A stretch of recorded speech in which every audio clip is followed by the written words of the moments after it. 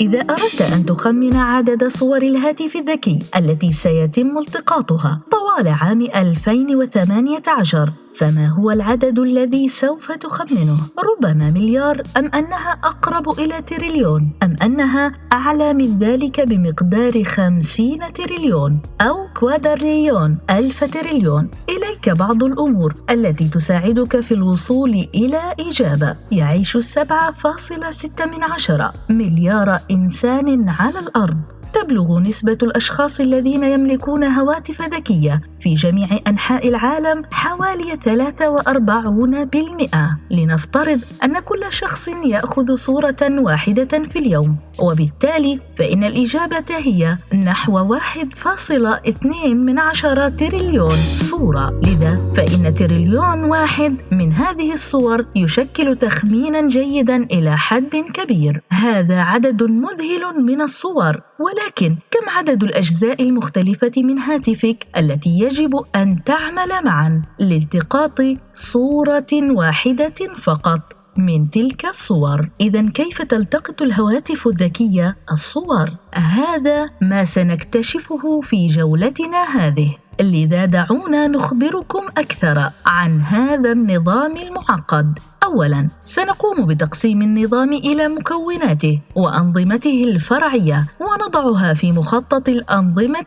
هذا. أولاً، نحتاج إلى إدخال لتحميل تطبيق الكاميرا في الهاتف المحمول، ومن ثم أخذ صورة. تتم قراءة هذا الإدخال عبر شاشة تقيس التغيرات في السعة وإحداثيات X وواي لواحد أو لعدة لمسات. تتغذى إشارة الإدخال هذه إلى وحدة المعالجة المركزية أو وحدة المعالجة المركزية CPU وذاكرة الوصول العشوائي RAM. هنا تقوم وحدة المعالجة المركزية CPU بدورها كدماغ وطاقة تفكير في الهاتف الذكي، بينما ذاكرة رام هي ذاكرة العمل التي تشبه إلى حد كبير ما نفكر به بأي لحظة. يتم نقل البرامج مثل تطبيق الكاميرا من ذاكرة التخزين في الهواتف الذكية التي يعتبر في هذه الحالة محرك أقراص إلى ذاكرة الوصول العشوائي RAM. إذا كان هاتفك الذكي يحمل دائما تطبيق الكاميرا في ذاكرة العمل النشطة أو ذاكرة الوصول العشوائي RAM، فإن ذلك سيؤدي إلى هدر في الطاقة بشكل كبير. الأمر يبدو كما لو كنت تفكر دائما فيما كنت ستأكله في وجبتك التالية. إنه لذيذ لكنه غير مجدي. بمجرد تحميل برنامج الكاميرا يتم تنشيط الكاميرا، ويقوم جهاز استشعار الضوء بقياس سطوع البيئة، بينما يقوم جهاز قياس البعد من خلال شعاع الليزر بقياس المسافة إلى الأجسام الموجودة أمام الكاميرا. وبناء على هذه القراءات تقوم وحدة المعالجة المركزية CPU ومجموعة برمجيات بتعيين الغلق الإلكتروني للحد من كمية الضوء الوارد، بينما يقوم محرك مصغر بتحريك عدسة الكاميرا للأمام أو للخلف من أجل وضع عنصر الصورة المستهدف في بؤرة التركيز. يتم إرسال الصورة النشطة من الكاميرا مرة أخرى إلى شاشة العرض، ويتم استخدام مصباح LED فلاش الكاميرا لإضاءة المشهد وفقاً للبيئة. وأخيراً، عند ضغط زر الكاميرا يتم التقاط صورة وإرسالها إلى شاشة العرض للمراجعة وإلى محرك الأقراص للتخزين. حتى الآن تحدثنا عن الكثير من المكونات المعقدة إلى حد ما، ولكن يزال هناك قطعتان أكثر أهمية من هذه الأحجية، وهي مورد الطاقة والأسلاك. تستخدم جميع المكونات الكهرباء التي يتم توفيرها من حزمة البطارية ومنظم الطاقة. تحمل الأسلاك هذه الطاقة إلى كل مكون في الجهاز، بينما تحمل أسلاك أخرى الإشارات الكهربائية للسماح للمكونات بالتواصل والتحدث فيما بينها. هذه لوحة الدوائر الإلكترونية المطبوعة هي المكان الذي يتم فيه تركيب العديد من المكونات مثل وحدة المعالجة المركزية CPU، وذاكرة الوصول العشوائي RAM، ومحرك الأقراص الصلبة. قد يبدو هذا الجهاز عالي التقنية بالفعل، ولكنه في الحقيقة ليس أكثر من لوحة مطبوعة متعددة الطبقات من الأسلاك المستخدمة لتوصيل كل مكون من المكونات المركبة عليه. إذا أردت يمكنك إضافة مكونات أخرى إلى الرسم التخطيطي للأنظمة، إلا أننا حددنا اختيارنا لهذه المكونات. الآن بعد أن أصبح لديك تصميم النظام، فلنعقد مقارنة بين هذا النظام ونظام جسم الإنسان. هل يمكنك أن تتخيل إذا كان هناك أجزاء من جسم الإنسان تستطيع أن توفر وظائف مماثلة لتلك التي وصفناها للأنظمة الفرعية للهاتف الذكي؟ على سبيل المثال، تشبه وحدة المعالجة المركزية CPU منطقة حل المشكلات في الدماغ، بينما تقوم ذاكرة الوصول العشوائي RAM بعمل الذاكرة قصيرة الأمد. هذه بعض المقارنات التي توصلنا إليها. من المثير للاهتمام العثور على الكثير من القواسم المشتركة بين شيئين مختلفين تماماً، مثل الأعصاب وأسلاك الإشارة. كلاهما ينقل إشارات عالية السرعة إلى مناطق مختلفة من الجسم، والهاتف الذكي عبر نبضات كهربائية. ومع ذلك فإن أحدهما مصنوع من النحاس، بينما الآخر مصنوع من الخلايا. كما ويتميز العقل البشري بمستويات ذاكرة مماثلة لتلك الموجودة في وحدة المعالجة المركزية CPU، وذاكرة الوصول العشوائي RAM، ومحرك الأقراص الصلبة. ما رأيك بهذا؟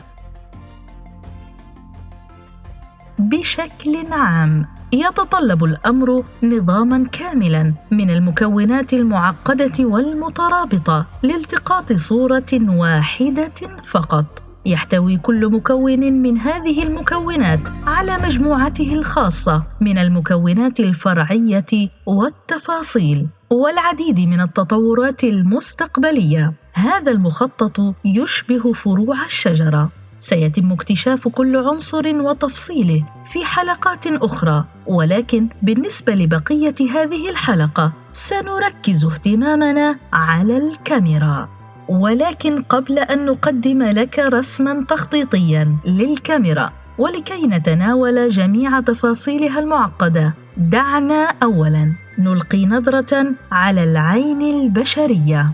القرنية في العين البشرية هي العدسة الخارجية التي تأخذ زاوية واسعة من الضوء وتعمل على تركيزه، وبعد ذلك يتم تحديد كمية الضوء التي تمر إلى العين بواسطة القزحية، والتي تعمل كعدسة ثانية ويمكنها تغيير شكلها بواسطة العضلات المحيطة بها، وبالتالي ثني الضوء لإنشاء صورة مركزة.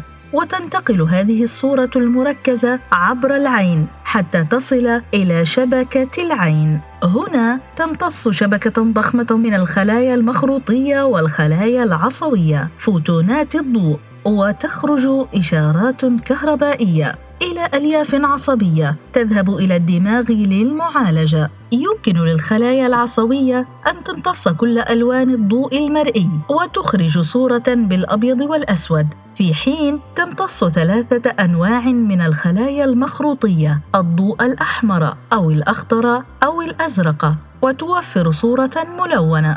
الآن هذا يقودنا إلى سؤال رئيسي: إذا كانت عيناك تحتويان فقط على 3 أنواع مختلفة من الخلايا المخروطية، كل منها يمكن أن تمتص اللون الأحمر أو الأخضر أو الأزرق فقط، فكيف نرى هذا الطيف الكامل من الألوان؟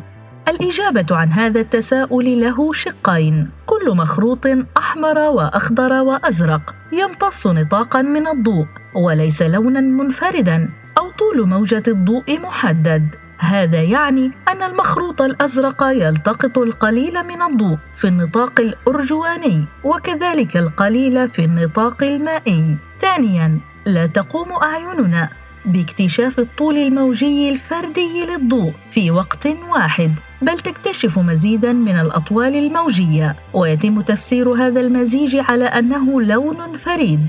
الأمر أشبه بطهي الحساء، حيث يتطلب الأمر تقطيع العديد من المكونات وخلطها معاً لتكوين نكهة معقدة. وإذا ركزنا في الطعم فيمكن تحديد المكونات الفردية، ولكن طعم هذه المكونات مختلفاً تماماً من تلقاء نفسها مقارنة بالحساء كله معاً. هذا هو السبب في أن الألوان مثل الوردي والبني، التي هي عبارة عن مجموعات من الألوان يمكن العثور عليها على عجلة الألوان، ولكن ليس في طيف الضوء المرئي. لذا إذا كانت هذه الحلقة تدور حول كيفية التقاط الهاتف الذكي للصور، فلماذا نتحدث عن العين البشرية؟ حسناً، هذا لأن كلا النظامين لديهما الكثير من القواسم المشتركة. تحتوي كاميرا الهاتف الذكي على مجموعة من العدسات بمحرك صغير يسمح للكاميرا بتغيير تركيزها. تأخذ هذه العدسات زاوية واسعة من الضوء وتركز عليها لخلق صورة واضحة. بعد ذلك يوجد غالق إلكتروني يتحكم في كمية الضوء التي تصل إلى المستشعر. في الجزء الخلفي من الكاميرا توجد شبكة ضخمة من المربعات الدقيقة الحساسة للضوء، تسمى الشبكة والدوائر المجاورة بحساس الصورة، بينما تسمى كل مربعات حساسة للضوء في الشبكة بالبكسل، أشباه موصلات أكسيد المعادن التكميلية. سيموس، مستشعر الصورة. مستشعر البكسل النشط Active Pixel Sensor APS، تحتوي الكاميرا التي تبلغ دقتها 16 ميجا بكسل على حوالي 16 مليون أو وحدات البكسل الحساسة للضوء في شبكة مستطيلة 5312 في 2998. هنا كبرنا الصورة لمستشعر حقيقي، وأيضاً كبرنا جزء من البكسل. يتم وضع مرشح دقيق وعدسة ميكروية أعلى كل بكسل فردي لتركيز الضوء أولاً، ثم تعيين كل واحد على أنه أحمر أو أخضر أو أزرق، مما يسمح فقط لهذا النطاق المحدد من الضوء الملون بالمرور من خلاله وتشغيل البكسل. المنطقة المميزة هي المنطقة الفعلية الحساسة للضوء، والتي تسمى دايود ضوئي فوتو دايود. وظائف هذا الديود تشبه إلى حد بعيد ألواح الطاقة الشمسية، حيث تمتص كلاً من الديودات الضوئية والألواح الشمسية الفوتونات، وتحول الطاقة الممتصة إلى تيار كهرباء. الآلية الأساسية هي كالآتي: عندما يضرب الفوتون الديود الضوئي والذي يسمى تقاطع بي يمتص إلكترون الذرة طاقة الفوتون، ونتيجة لذلك يقفز إلى مستوى طاقة أعلى ويترك الذرة، وعادة ما يتحد الإلكترون فقط مع الذرة ويتم تحويل الطاقة الإضافية مرة أخرى إلى ضوء. ولكن هنا وبسبب المجال الكهرومغناطيسي يتم دفع الإلكترون المقذوف بعيداً بحيث لا يمكنه إعادة الاتحاد مع الذرة، وعندما تقوم الكثير من الفوتونات بإخراج الإلكترونات يتشكل تيار من الإلكترونات، وبالتالي يمكن قياس هذا التيار المتولد. لا تقيس الشبكات الضخمة من ألواح الخلايا الشمسية هذا التراكم للتيار الكهربائي، بل تستخدم التيار للقيام بالعمل. كما ذكرنا من قبل، هنالك حوالي 16 مليون من هذه الدوائر الصغيرة الحساسة للضوء في مستشعر الصورة بالكاميرا، وكمرجع يوجد في العين البشرية حوالي 126 مليون خلية حساسة للضوء، 6 إلى 7 مليون خلية حساسة للألوان الأساسية RGB، وأيضاً 6 إلى 7 مليون خلية مخروطية أو خلايا حساسة للألوان في العين البشرية. ويوجد 120 مليون خلية عصبية، ومن المعلوم أن النسور تمتلك ما يصل إلى 5 أضعاف كثافة الخلايا الحساسة للضوء مثل البشر. هذه الكاميرات مدهشة حقاً، لكن لا يزال أمامها طريق طويل. بالعودة إلى المستشعر، هناك الكثير من الدوائر الإلكترونية الإضافية خارج شبكة الديودات الضوئية المطلوبة لقراءة وتسجيل كل قيمة لجميع المربعات الحساسة للضوء البالغ عددها 16 مليوناً. الطريقة الأكثر شيوعاً لقراءة شبكة من التيارات الكهربائية هي صف على وجه التحديد، وفي وقت معين تتم قراءة صف واحد فقط على محول الإشارة التناظرية إلى رقمية في المرة الواحدة، ويتم ضبط الغالق الإلكتروني إلكترونيك شاتر مع قراءة قيمة الصف من أجل إيقاف حساسية المستشعر للضوء.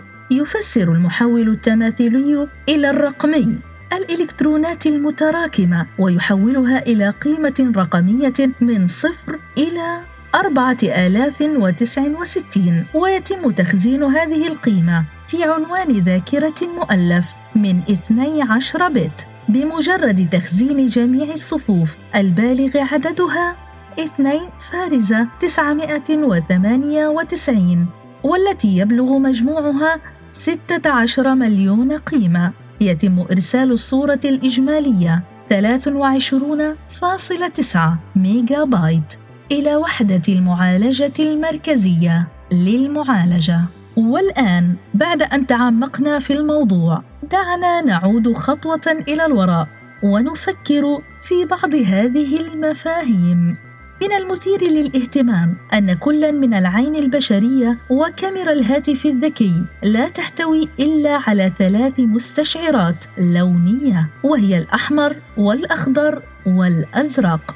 لماذا يشترك البشر والكاميرات في السمة المتمثلة في أن كلاهما يمتلك فقط مستشعرات لهذه الألوان ال3، ومع ذلك هناك مجموعة هائلة من الألوان الأخرى أيضاً؟ لماذا تحديداً هذا القسم من الضوء في الطيف الكهرومغناطيسي بأكمله؟ موجات الميكروويف والأشعة السينية وموجات الراديو كلها فوتونات، ولكن لماذا لا تستطيع أعيننا أو هواتفنا الذكية اكتشاف هذه الفوتونات والتي من الرائع اكتشافها؟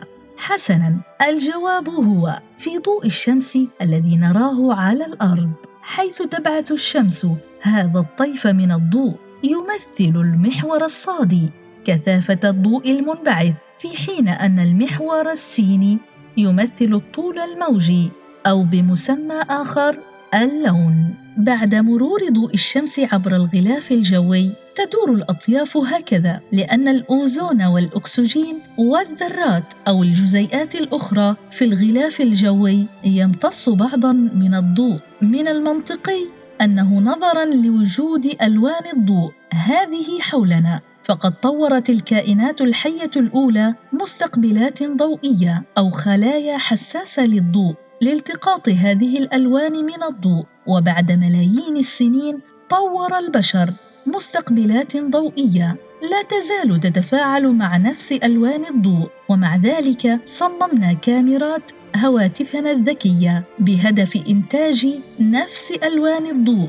التي تتوقع أعيننا رؤيتها. ومع ذلك من الممكن استخدام ألوان أخرى في الشبكة لمرشح الألوان، لكن الصورة الناتجة ستبدو مختلفة قليلاً. هنالك حقيقة ممتعة أخرى، هي أنه إذا نظرت إلى شاشة هاتفك الذكي من خلال المجهر فسترى نمط أحمر، أخضر وأزرق مشابه. والآن سنترك لكم سؤالاً أخيراً: لماذا يوجد ضعف عدد الخلايا الكهروضوئية ذات اللون الأخضر في مجموعة البكسل هذه؟ ربما يكون مرتبطاً بلون النباتات الخضراء، أو ربما بسبب توقف الضوء يبدو الضوء الأخضر أكثر إشراقاً من الأضواء الصفراء والحمراء. كيف سيكون الأمر إذا أصدرت شمسنا طيفاً مختلفاً من الضوء؟